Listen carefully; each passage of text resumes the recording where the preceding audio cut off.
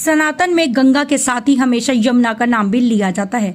यमुना के जल को भी श्रद्धा और आदर दिया जाता है, लेकिन घर में इसे रखने से संबंधित मान्यताएं नकारात्मक प्रभाव की ओर इशारा करती हैं। लोगों की मान्यताओं के अनुसार इसे केवल पूजा पाठ या स्नान तक सीमित रखना ही उचित है। यमुना नदी को हिंदू धर्म में मां का दर्जा प्राप्त है। उसे पाप नाशनी, काल संहारिणी और मोक्षदायिनी माना जाता है। फिर भी एक ऐसी मान्यता वर्षों से चली आ रही है कि यमुना का जल घर में नहीं रखना चाहिए। इसके पीछे केवल लोक मान्यता ही नहीं, बल्कि यमराज, तर्पण और मृत्यु से जुड़ी शक्तियों का संबंध है।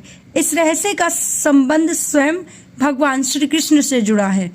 यमुना जी कौन है? शास्त्रों में वर्णित है कि यमुना देवी सूर्यदेव की पुत्री और यमराज की बहन है। उन्हें कालिंदी भी कहा जाता है। कार्तिक शुक्ल द्वितीया को भाई दूज पर यमराज अपनी बहन यमुना जी के घर जाते हैं और आशीर्वाद देते हैं कि जो भाई बहन इस दिन यमुना जल से स्नान करेंगे, उस भाई बहन की अकाल मृत्यु कभी नहीं होगी। यमुना का यमराज से संबंध। यमुना जी का संबंध यमराज यानी मृत्यु के देवता से है, इसलिए यमुना जल को घर में रखने से मना किया जाता है।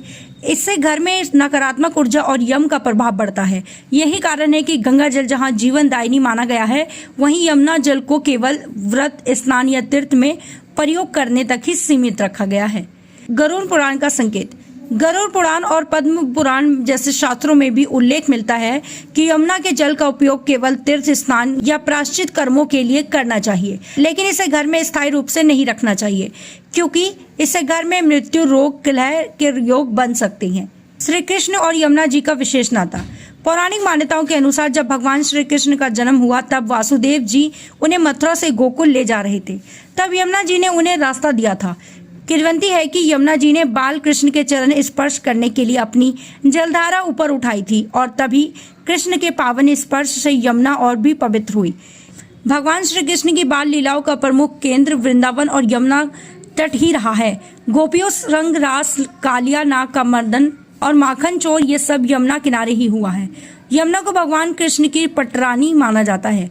पौराणिक मान्यताओं के अनुसार भगवान श्री कृष्ण ने यमुना मैया को यह वरदान प्राप्त दिया था कि वह हमेशा उनके चरणों में ही रहेंगी। वास्तु व शुद्धता की दृष्टि से। वास्तु के अनुसार यमुना जल कालेपन व अस्थिरता का प्रतीक है।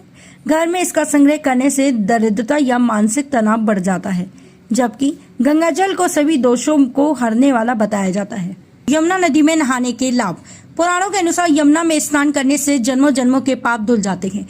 विशेष रूप से यम द्वितीया यानी भाई दूज के दिन यमुना स्नान का बहुत महत्व है। मोक्ष की प्राप्ति। मान्यता है कि यमुना जी विष्णु और शिव की भक्त है और उनमें स्नान से ज्यादा आत्मा शुद्धि और मोक्ष का मार्ग मिलता है। श्री कृष्ण का आशीर्वाद।